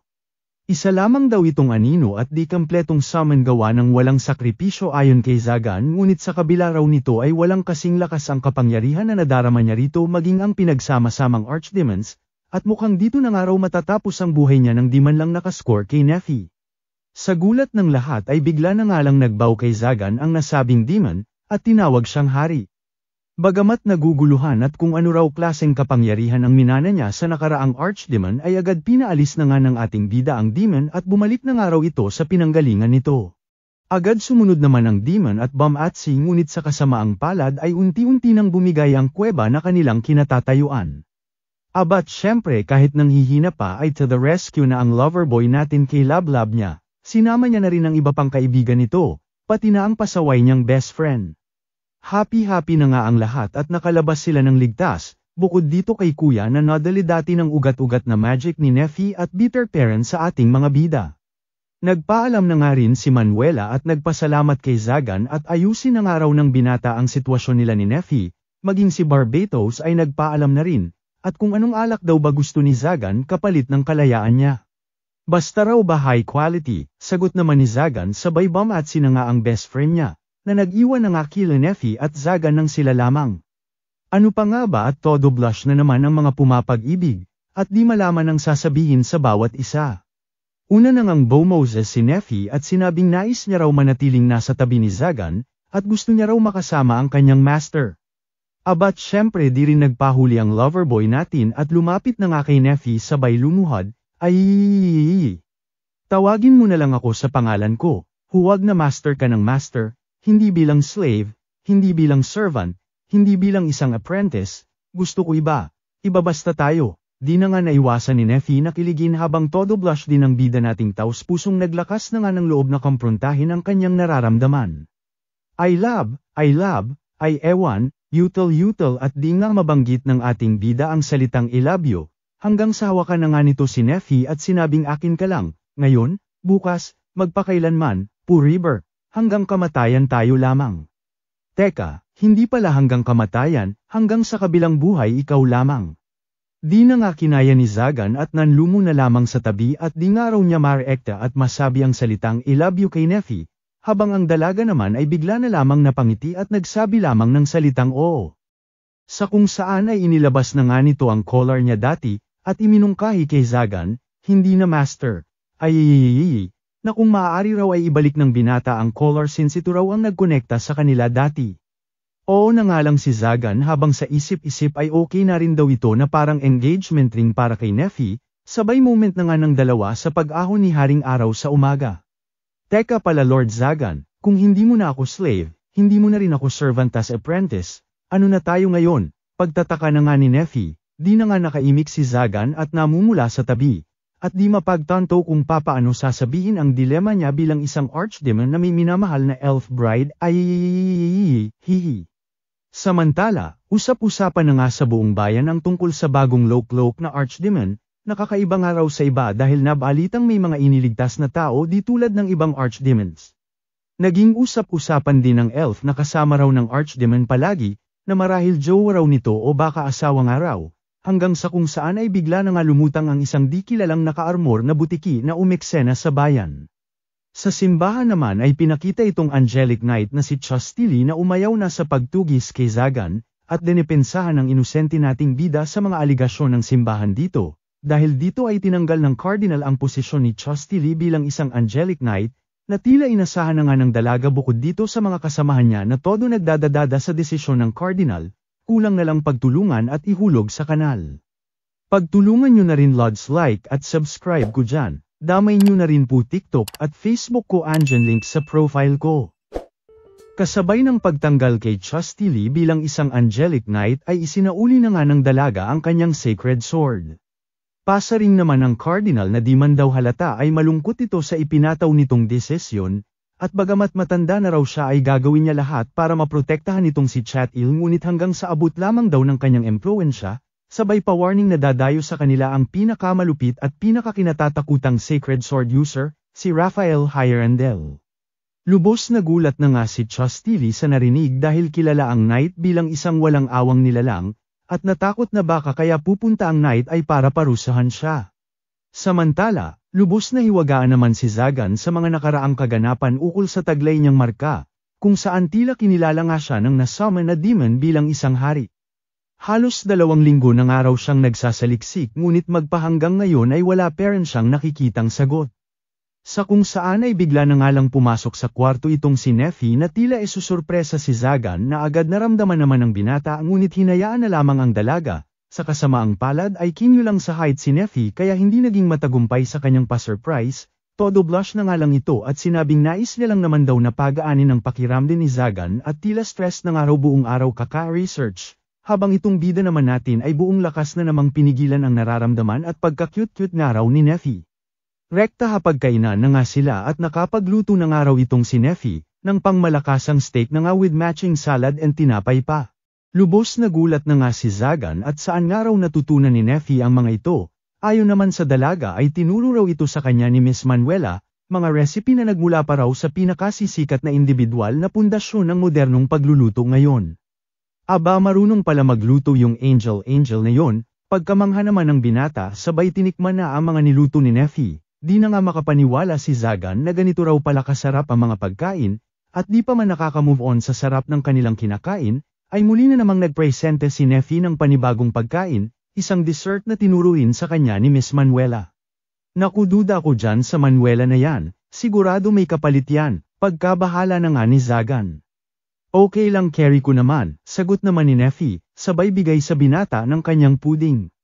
Sarap mong hype ka, nabanggit na nga lang ni Zagan ng tikman ang pagkalambot-lambot na puding ni Neffy, at di makapaniwalang may ganito kasarap sa tanan ng kanyang life sa Earth. Sa gitna ng kanilang pagkain ay bigla na nga lang may umeksena at some iron ang barrier ni Zagan, sabay rekta pinasok ang kanilang kastilyo at nagtanong kung siya raw ba ang archdemon na si Zagan. Bastos mo namang animal ka, siguro naman tinuruan ka ni mama mo na magpakilala ka muna bago ka magtanong ng pangalan ng iba. Banat na nga ni Zagan sa bida-bida, anyway familiar ka, so ano kailangan mo, tanong na nga niya rito. Papatayin kita buwisit ka, at kukunin ko kapangyarihan mo, tugon naman ang kalaban, ngunit agad binara ni Zagan at di raw ba pwedeng patapusin muna siyang kumain bago ang lahat. Medyo nag-wait naman si Kuya Kalaban ngunit kalaunan ay naburyong na at rekta bomb iron na ng atake sa ating bidang lalaki. Sa buwisit ni Zagan at baka madumihan ang puding na ginawa ni Neffy ay pinatulan na nga nito ang dambuhalang butiki, na siya nang tumilapon sa may kanto. Sa gulat nila ay isang babae na nga ang bumungad sa kanila na laman ng butiking armor, na lubos kinataranta na ni Zagan at nakasakit daw siya ng isang bata. Neffy kumuha ka doon ng Neozep baka may sipon lang yung bata, lutang na tugon na nga ni Zagan. Kaya pinakalma ni Neffy at huwag daw masyadong matarante dahil nahimatay lamang ang bata. Dinala na nga nila ito sa isang guest room at wala pang ang malay ang bata, hanggang sa nagising na nga ang bata at nagtatanong kung nasaan daw ba siya, sabay inatake na naman si Zagan ng kanya itong masilayan. At bakit hinayaan daw siyang mabuhay saan dito nga raw siya para patayin siya? Huwag ka assuming, tsaka kay Neffy ka magpasalamat, at siya ang nagligtas sa'yo, tsaka bakit mo nga ba ako inatake, pagtataka na nga ni Zagan sa bata. Ayon sa bata ay kailangan niya raw ng kapangyarihan ni Zagan at may kahinaan daw kasi siya. At since bago pa nga lang daw sa pagiging archdemon ang ating bida ay siya ang nakita nitong target para sa nasabing layunin. Ako pa talaga, ika naman ni Zagan sabay na pagtanto na base sa mga pinakita ng bata ay isa raw itong dragon. Ngunit sa kabila ng taglay na rosa ng bata ay naalala niya raw dito ang kabataan niya. Noong mga panahon na nahuhuli raw siyang nangunguha ng pagkain at ganito rin daw ang galawan niya dati. Isang batang paslit na wala pang muwang sa mundo. Bigla na nga lang tumayo si Zagan at sinabihan ang bata, na may karampatang parusa raw ang pagganap nito, at sa buong linggo raw na ito ay kailangan nitong tulungan si Neffy. Lubos na gulat na nga ang dalawang babae habang sa isip-isip naman ni Zagan ay bagamat kalaban daw siya sa mata ng iba ay nais niyang turuan ng moralidad ang walang kamuwang-muwang na bata, di mo ko kakainin. Pagtataka na nga ng bata na nagpasusmeriesep na lang sa ating bida at bakit daw lahat na lang masama ang tingin sa kanya. Since napatanong na rin si Neffy sa kung ano raw ba ibig sabihin ng bata ay may pa-explain na nga si Zagan, na kapag pinanligo raw ang dugo ng dragon ay nagbibigay immortalidad, kapag kinain naman ay nagbibigay ito ng infinite mana, prenusesong buto naman ito ay nagagawang elixir na kayang gamutin anumang sakit, mga alamat na nagmula pa sa sinaunang panahon. At marahil ito ang dahilan kaya tinatago ng bata ang kanyang pagkakakilanlan. Kalaunan ay inutusan na nga ni Zagan si Neffy na ikuha ng pagkain ng bata, at naalalang ito lamang ang nasa isip niya noong mga panahong batang kalye pa siya. Para saan ito, pagtataka na naman ng bata sa ibinigay nilang pagkain, at itatapon nga sana nito kung di lang pinigilan ni Zagan, at ayaw niya raw sa mga nagsasayang ng pagkain, lalo na kung gawa pa raw ni Neffy, at pinapatay niya. Mukhang umepek naman ang banat ng ating bida at kumain na rin ang bata, na lubos na sarapan na nga sa pagkain. Siyempre gawa nga raw ito ni Neffy, pagmamalaki naman ni Zagan, sabay nagpaalam na at babalik na raw siya sa library. Teka lang, pagpigil na naman nga ng bata at what if atakihin niya raw si Neffy, o kung di man ay tumakas raw siya. Di gawin mo, ribat naman ni Zagan, ngayon pa raw na alam niya na ang sekreto nito, tsaka nagkakamali raw ito kung inaakala nitong kaya nito si Neffy. Kalaunan ay sumunod na nga lang ang pasaway na bata, ngunit sa kabila nito ay nakabantay pera ng ating bida at baka ano pa raw mangyari. Tila nagkasundo naman na ang dalawang babae, at sinabihan na nga ng bata si Neffy na tawagin na lamang siya nitong 4. Bakit ka pala natatakot kay Lord Zagan? Tanong na nga ng dalaga sa bata, tinanggi na nga ito ni 4 at sinabing kung malaki nga lang daw ang bibig ni Zagan ay masasabi niyang gwapo raw ito, at ramdam niya raw ang lakas ni Zagan na wala siyang laban. Huwag ka mag-alala, hindi naman ginagamit ni Lord Zagan ang kanyang kapangyarihan ng walang dahilan, ika na nga ni Neffy kay 4. Sinang-ayunan na nga ito ni 4 at napaka-weirdong tao raw ni Zagan. Nagpatuloy na nga ang usapan ng dalawa habang itong si Zagan naman ay lubos ang pagtataka sa bata at ano raw ang ginagawa ng isang dragon sa mundo ng mga sorcerer. Ito namang si 4 ay puro tanong kay Neffy at bakit daw nito sinusunod si Zagan. Kwento na nga si Neffy ng istorya nila ni Zagan at ang pagtrato nito sa kanya bilang isang tao at hindi bilang isang slave. Nagdaan ang mga araw at medyo na-relax na nga si 4 at naging masunurin sa kanyang parusa, habang itong si Zagan naman ay nagpatuloy lamang sa kanyang research ukol sa marka niya at dating archdemon na nagmamay-ari nito. Hoy kakain na, ika na nga ni 4 sa ating bida, sabay banat na naman na hindi raw ba natatakot ang binata na atakihin niya ito habang nakatalikod. Napangiti na nga lang ang bida natin at sinabing may nagsabi na rin daw sa kanya nito kamakailan lamang, at kagaya raw ng sinabi niya rito, ay handa siyang harapin ang mga ito anong oras man, ngunit kapag natalo ka, baka habang buhay ka na niyang magtrabaho sa akin, sige ka ikaw rin, pangisingisi na nga ni Zagan dito. Walang ano-ano habang kumakain ay bigla na nga lang humingi ng tawad ang bata at dinistorbo niya nga raw ang pagkain niya kanina sa inihain ni Neffy, ay buti naman na pagtanto mo na, mabuti nang nagkakaintindihan tayo, banat naman ni Zagan habang pangiti-ngiti naman si Neffy sa dalawa. Dito na nga napagdesisyonan ni Zagan na isama si 4 sa kanyang pag-imbestiga sa kastilyo ng Archdemon, na lubos kinagulat na nga ng bata at baliw daw ba itong binata at di raw ba nito iniisip na baka matutunan niya ang kaalaman ng Archdemon. Kanina rin hinayaan mo lamang ako sa library mo kung saan laman lahat ng sekreto mo, di mo man lang inisip na baka nakawin ko ang mga ito, ika na nga ni 4 sa binata. Ano naman ngayon, ribat naman ni Zagan at kahit naman daw mga kaalaman niya ngayon ay nanggaling din sa dating nagmamay-ari nito. Litong-lito na nga si 4 sa trip ng ating bida, hanggang sasabihin na nga ni Zagan na kahit anong tanda pa nito. Dragon man ito o pinakamagaling na sorcerer, ay isa lamang daw paslit na bata itong si 4. Wala raw itong kailangang patunayan at walang sisita kung mag-astang bata ito. Naiyak na nga bigla si 4 na lubos kinataranta na nga nila. Sabay pagtahan ni Zagan at kumain na nga lang daw sila. Pablush-blush na nga ang bata at hindi raw siya bata ika kay Zagan, at tawagin na nga lang daw siyang 4 ng binata. Happy-happy na nga ang dalawa at nakatulog na ang may kaprening ng bata, at ayon kay Neffy ay tila isa na nga raw silang pamilya na may anak na. Namula na nga ng lubos itong binata habang kalaunan naman ay todo blush na rin si Neffy at napagtanto ang kanyang sinabi. At ayon na nagkahiyaan na naman ang dalawa nating bidang pumapag-ibig ay kalandian na naman ang dalawa kahit nasa harap ng natutulog na bata. Palaan din na rin po ng like at subscribe ko mga idolo. Damay nyo na rin po TikTok at Facebook ko andyan link sa profile ko. Isang linggo na ang nakalipas mula nang mapadpad si 4 sa tahanan ng dalawa nating bidang pumapag-ibig. At sa tanan ng linggong yun ay may nagawa na ngang diary o tinawag na Valeforce Archdemon Observation Log itong si 4 ukol sa mga naobserbahan nito habang nasa kastilyo. Mula paglilinis, paghuhugas, pagpre-prepara ng pagkain kasama itong si Neffy, na medyo nakakapagod daw pero carry naman ika ni 4. Marahil dahil na rin daw sa mga papuri sa kanya ni Neffy kaya gumagaan ang pakiramdam niya. Ngunit lubos nga raw siyang nahihiwagaan sa relasyon nila Neffy at Zagan, at di niya maintindihan. Kada umagang araw ay pinupuntahan ni Neffy ang Archdemon, na todo tinititigan ng mukha ng nasabing binata habang natutulog ito, At dahil nasa na-curious siya sa kung ano ang ganap ng dalawa ay nilapitan niya ito. At dito nakita na tinitignan lang naman ng dalaga sa iba't ibang anggulo ang binata, sabay tila nagwiwiggle daw ang tenga nito habang nakatitig sa binatilyo. At may binubulong daw na, bukas na ang araw, na hindi niya maintindihan kung ano ang ibig sabihin. Ito naman daw na Archdemon tambay lagi ng library kung saan buong araw nagbabasa ng mga sorcery books.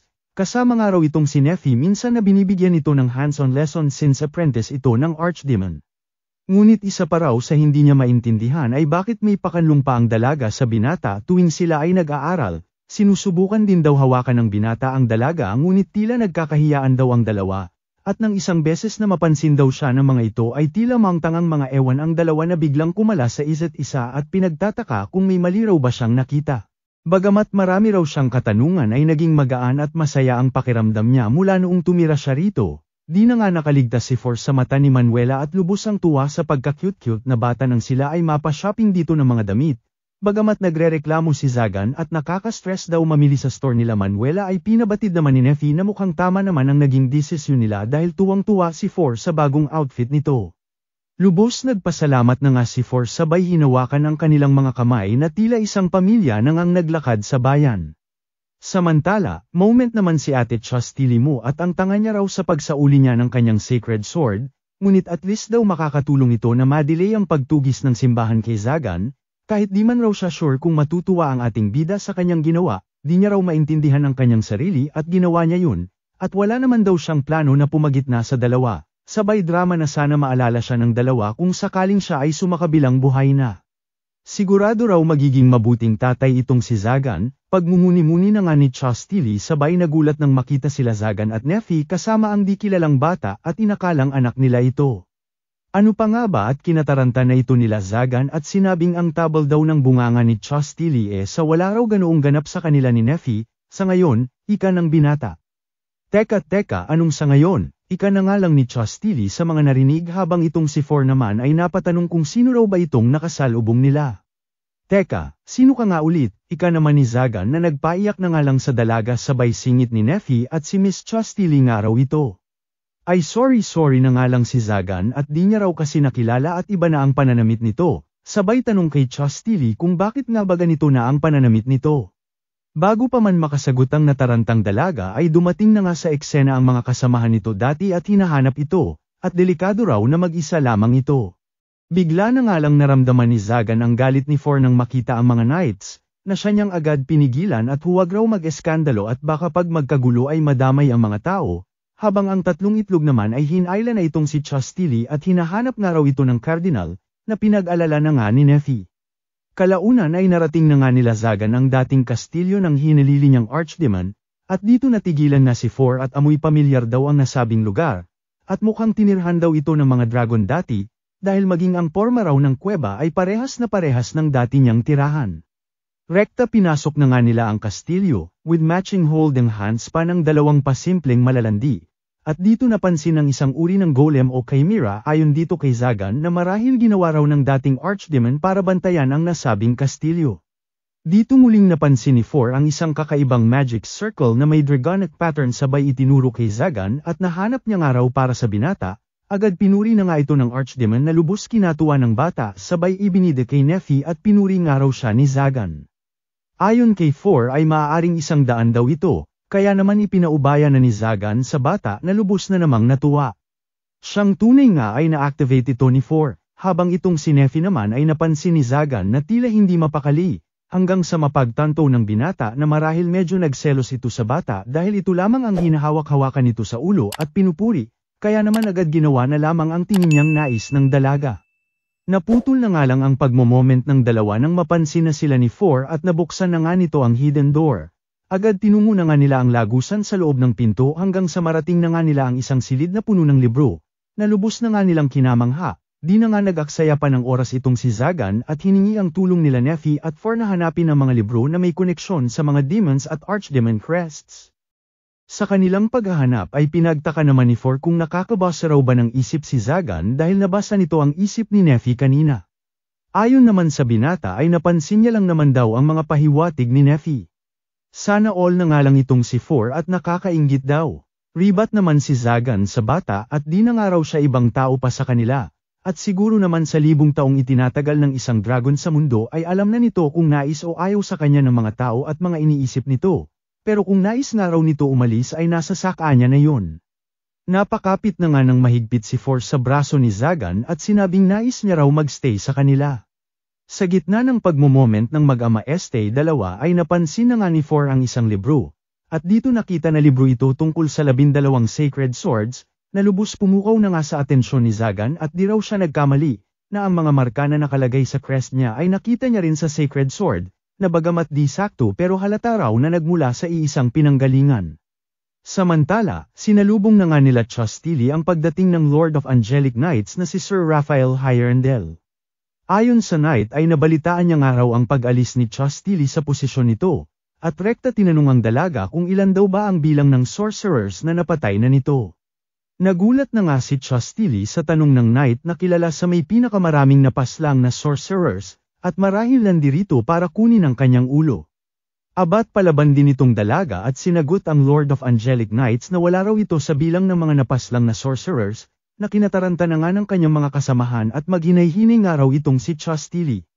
Natawa na nga lang ang Knight at ngayon lang daw ulit may sumagot sa kanya ng ganito, lalo na't siya raw ang unang babae na gumawa nito.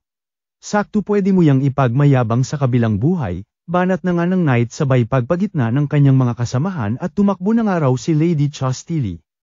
Ano sa tingin mo ang ginagawa mo sa Knights ko? Singit na nga ng Cardinal na umeksena sa mga kaganapan.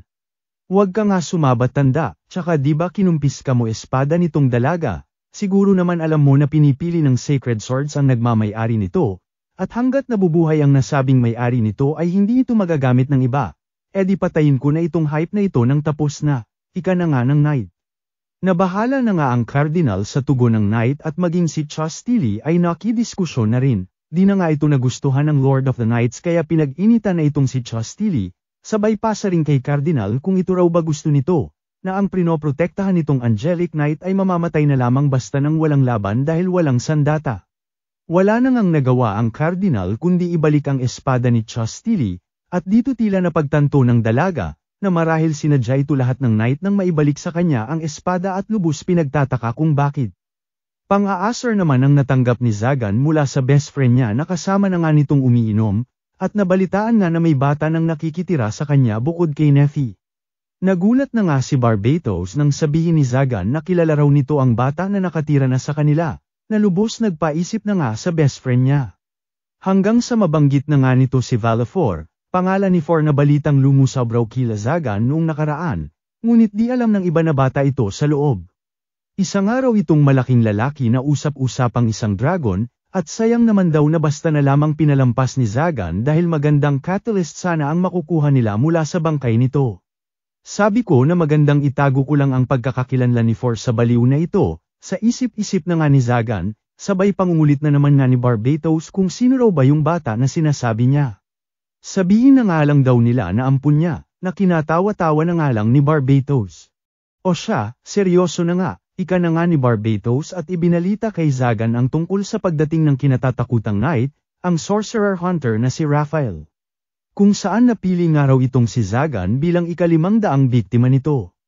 Pinagtaka na nga ito ni Zagan at may ganoon daw ba kalakas na Knight, ayon naman kay Barbatos ay bali-balita raw kasi na kumain ito ng isang dragon, na siyang pinanggalingan ng lakas nito. Dito na nga natigilan si Zagan at naalala ang galit at hugot ni For laban sa mga Knights at kaya raw pala ganoon ang bata.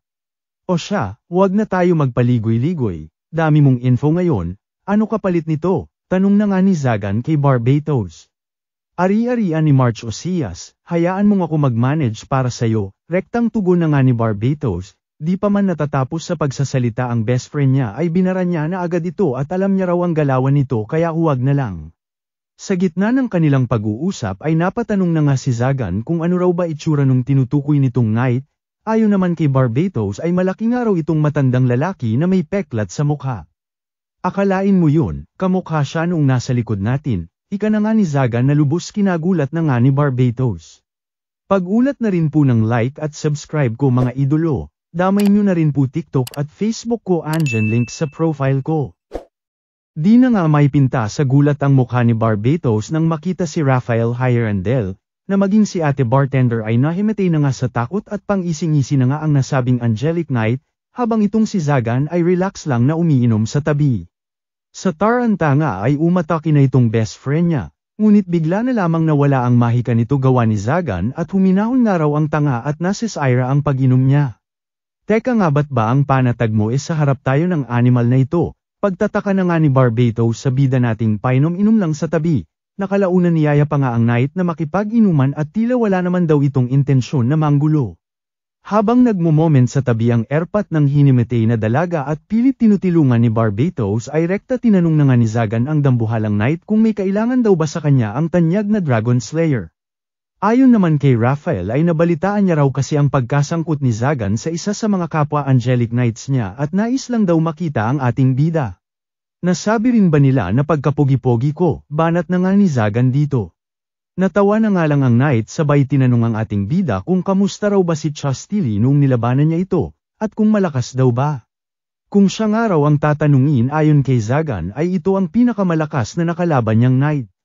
Di gustong sabihin isa siyang malaking banta sa simbahan, ika na nga ni Rafael na lubos pinagtaka ni Zagan at kung ano ang ibig sabihin ng kaharap na Knight.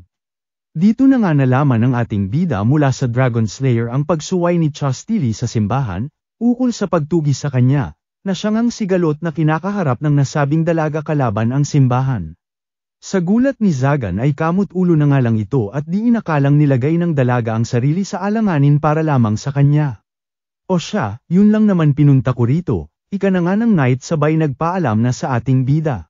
Nabahala na nga si Zagan at tila kinumpirma lamang ng Knight ang koneksyon niya kay Chastili, at tila naghahanap ng rason para itumba ito. Dahil dito ay ipinabatid na nga ng ating bida na hindi lang siya basta pipirmi lang kung sakaling may mangyari sa dalaga, at teritoryo nga raw niya ang lugar na ito kaya maghulis-diling nga raw ang Dragon Slayer. Muli na naman ngang natawa si Tanda at mukhang tama raw siya sa na-imagine niyang ugali ni Zagan, di ko gusto nangyayari boy, ika na nga ni Barbatos kay Zagan at kamatayan daw ang hanap nila kapag binangga nila ang malupit na Knight. Gusto mo testin ng malaman natin, banat na nga ni Zagan kay Barbatos na nabuisit na nga sa ating bida at bakit tila nais daw ng bida natin na mamatay siya. Joke lang ito naman di na mabiro, ang gusto kong sabihin ay ikaw na baalang mag-check kay Chastili. Since forte mo naman ang teleportation magic. Nabahala na nga si Barbatos at Angelic Knight pa rin nga raw si Chastili para tulungan nila. Ngunit nakumbinsi rin naman ang suhulan ni Zagan ng kanyang mga libro, at rekta umalis na bagamat nawiwirduhan sa ating bida. Kalaunan ay nagulat na nga si Zagan nang makitang gising parent si Neffy nang siya ay makauwi na, at dito nakita ang nakatulog ng si For at sinamahan si Neffy na hintayin sana siya sa pag-uwi. Kwento na nga ni Neffy na buong araw siyang tinulungan ng bata sa pagsaysaayos ng mga librong nakuha nila kamakailan, at nais nga raw nitong ready na para sa pagbabasa niya. At tila tuwang-tuwa raw ang bata nang maikwento sa kanya na pinayagan nga raw niya itong magstay kahit 1,000 taon pa. Bigla na nga lang nagpasaring itong si Neffy na sana makasama rin daw niya ng ganoon katagal si Zagan, na lubos pinagtaka na nga ng binata at matik na daw yun na makakasama niya rin si Neffy magpahabang buhay pa yan. Hanggang sa magkagulatan na nga ang dalawa nang mapansin na pagkalapit-lapit na ng kanilang mga mukha sa isa't isa. Dinamanyo na naman nga ang kamay ni Zagan at di na malayang hinahawakan na ang buhok ng dalaga at ang bango-bango nga raw ni Neffy, at mukhang bagong ligo pa raw, palapit ng palapit hanggang sa mga labi nila ay naglapit, ngunit mukhang di pa time para sa mukbangan nila at sumingit na nga sa nakaw na moment ng dalawa itong walang hiyang pesting best friend niya at may bad news daw sa Smerisep bad timing ang enang. Buisit kang hinayupak ka ngayon ka pa talaga umeksena, panggigigil na nga ng ating bida sa kaibigan niya. Wow galit na galit gusto man akit, sinunod ko lang naman utos mo o ayan, nalasan itong kaibigan niyo, ika na nga ni Barbatos at daladala na itong si Chastili. Dahil sa kumas yun ay nagising na nga si Formula sa pagtulog, at dito nakita na nga ang walang malay na Angelic Knight kaya na-trigger na naman ang galit nito sa mga nasabing Knight. Walang patumpik-tumpik na nilusob na nga nito si Chastili buti na lamang at napigilan ni Zagan, at bisita niya nga raw ito kaya hindi niya pwedeng basta na lamang patayin. Dito na nga ipinabatid ni For ang matindi niyang galit at pagnanais na makapaghiganti sa mga Angelic Knight sabay pinakita ang pa-flashback nito kung saan pinaslang nga raw ang kanyang mga magulang ng isang Angelic Knight. Gets ko yun, pero siya ba ang pumatay sa magulang mo? Tanong na nga ni Zagan sa natigil ang bata na naghuhumindik ang galit sa mga Angelic Knight, at wala nga raw maitutulong ang pagpatay ng iba pa, na wala namang kinalaman sa kanyang nakaraan at magsisilbi lamang daw itong hadlang sa kanyang paghihiganti dahil madadagdagan lamang ang mga kalaban niya. Ang tunay na paghihiganti ay dapat masiguro mong magdudusa ang paghihigantihan mo, nang walang katapusang takot at pasakit, hanggang sa mismong sila na ang magmakaawa na patayin mo na lamang sila. Sigurado ako di mapupunan ng simpleng paghihiganti lamang ang pinagdaanan mo. Ika na nga ni Zagan sa bata habang sila 4 ay natulala na lamang sa mga sinabi ng ating bida. Teka, naghiganti ka na rin ba dati? Pagtataka na nga ni 4 kay Zagan. Dati, sagot naman ni Zagan, ngunit di nga raw siya nagtagumpay dahil napatay niya agad. Kaya nandirito raw siya para turuan itong si 4 ng tamang paghihiganti, at saktong araw kompleto sa mga gamit pang torture ang kastilyo niya kaya huwag itong mag-alala. Dahil sa mga sinabi ni Zagan ay natulala na nga lang sila Neffy at kumalma na itong si 4, sabay banat mula kay Barbatos na kung ganito raw ba ang dapat tinuturo niya sa anak-anakan niya. Nagising na nga lang si Chastity na binabantayan na ni Zagan sa isang kwarto, at magpasalamat nga raw itong dalaga kay Neffy dahil ito ang tumugon sa kanya at nalasan nga raw itong si Chastity. Dito na nga napakwento ang dalaga na may isang sulat daw siyang natanggap mula sa di nagpakilalang sender, at nang nakatagpo niya ay taga-simbahan din daw ito ngunit taliwas sa pinaglalaban ng simbahan ay sang-ayon daw sila sa coexistence ng mga sorcerer at knights. Di rin daw nagpakita ng mukha ang nakausap niya ngunit pakiramdam niya raw ay nakita niya na ito dati. Ayon kay Chastity ay iniimbitahan daw siya ng grupo na sumapi sa kanila, since sumuwi na nga raw siya sa simbahan ay kakailanganin niya ng proteksyon, at maibibigay nga raw nila ito kay Chastity. Para patunayan nga raw na mapagkakatiwalaan sila ng dalaga at kung duda raw ito sa grupo nila, kung magkataong kailanganin raw ng tulong ni Chastity ay banggitin nga lang daw nito ang pangalan na Orobas at darating sila para tumulong. Lubos nagpaisip na nga ito sa dalaga lalo pat nasa bayan ang Dragon Slayer na lubos niyang kinakakatakutan at baka naghihintay lamang ng pagkakataon para parusahan siya, hanggang sa di na nga nito namalayan ang pag-inom niya ng 3-in-1 na nagsanhi ng kanyang pagkahimatay. Buti na lamang saktong dumating na nga sa eksena itong si Barbatos na siyang to the rescue sa kanya. Meron ka bang ideya kung sino lamason sa'yo? Tanong na nga ni Zagan sa dalaga, ngunit walang ibang maisip si Chastity at si Sir Raphael lang daw ang pinagdududahan niya. Sas Mariesep naman Chastity mukha bang may oras pa magtimpla ng lason ang Demulag na yon, wala ka na sana ulo ngayon kung siya man may pakanan nito, ika na nga ni Zagan sa dalaga. O siya, sa ngayon magpahinga ka na muna. Ngunit bago pa man makaalis ang binata ay pinigilan na nga ito ni Chastity at kung maaari raw samahan muna siya nito. Agad binara naman ito ni Zagan at si Neffy raw ang tanungin nito sa mga ganitong bagay. Ngunit pinagbigyan din naman at tulog pa raw si lablab niya si Neffy ngayon at sakto magbabasa rin naman daw siya ng libro.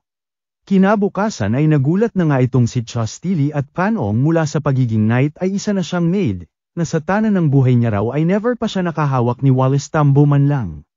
Pumayag nga ako na manatili ka rito pero di ko sinabing libre, banat na nga ni Zagan sa tabi.